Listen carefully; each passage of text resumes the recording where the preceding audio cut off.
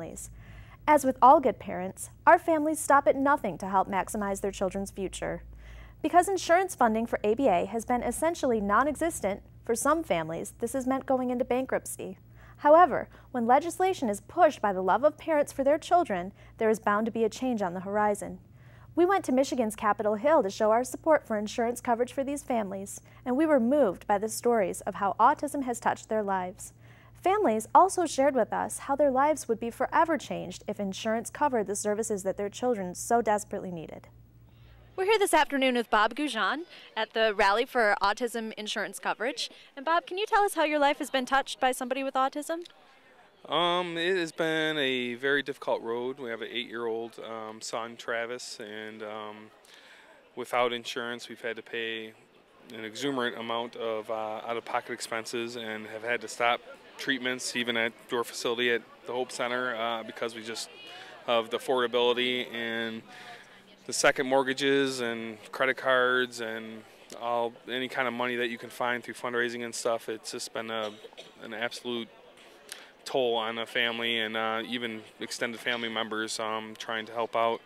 And this legislation would mean the world to not only my family but future diagnosed families coming into various programs. Justin, can you tell me, why are you here today? Because I want the insurance bill for autism to pass in Michigan. Why do you think that's important? Because autism insurance, I mean, the kids with autism need it, and so do the parents. The kids need it so that the parents can pay for it and afford it so that they can get treated.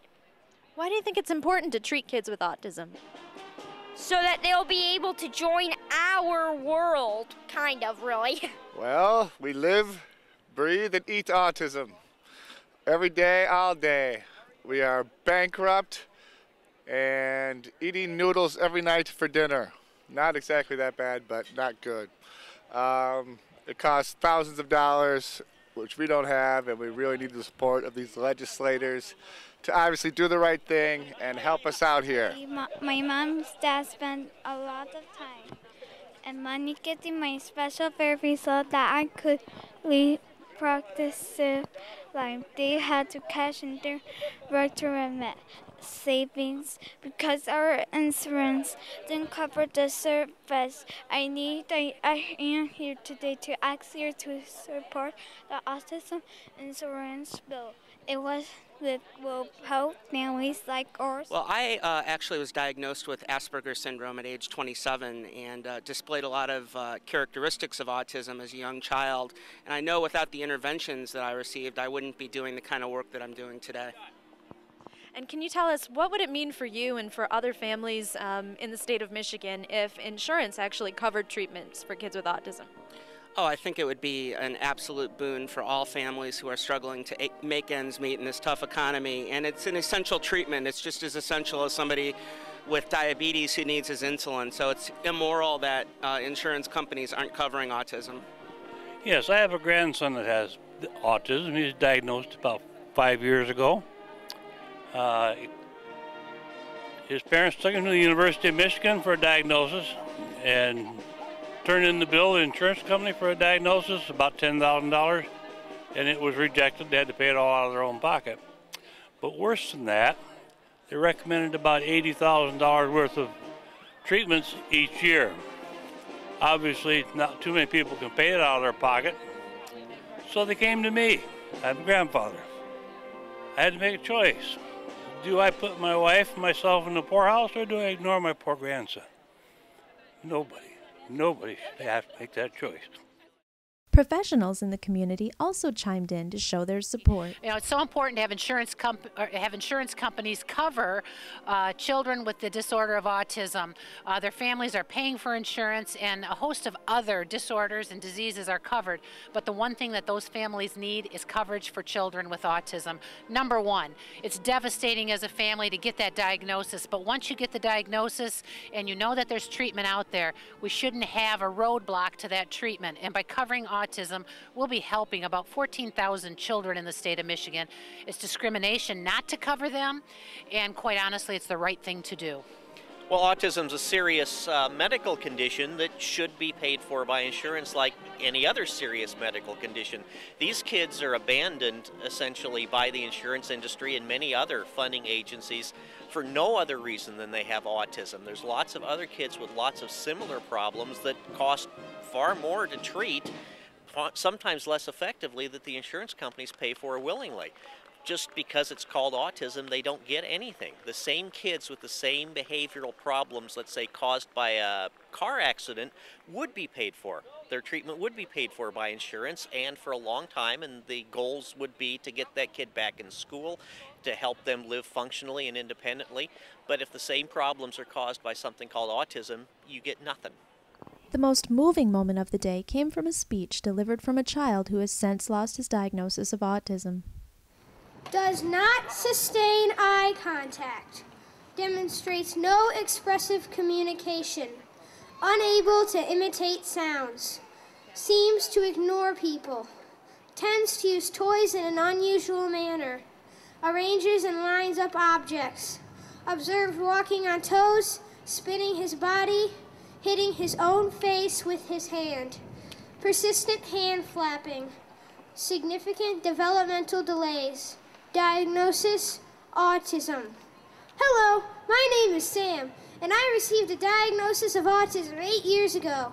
Now I am in 4th grade, and today I'm here, skipping school, actually. Sorry, Mrs. Caston, to tell you all why I think autism treatments should be covered by health insurance.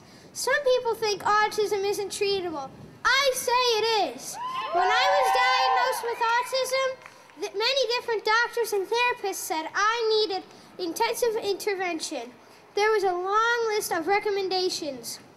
Participation in 30 hours of structured educational intervention per week. Intensive intervention aimed at teaching use of language and interaction with others. Early intervention to address lack of verbal language and sensory integration difficulties. Clearly, the experts agreed that I needed a lot of therapy. Early intensive intervention. First, my mom found out I had autism. Then she found out how to help me get better. But then she found out our health insurance wouldn't pay for it. That's right, health insurance didn't cover any of the treatments I needed. They said autism isn't treatable.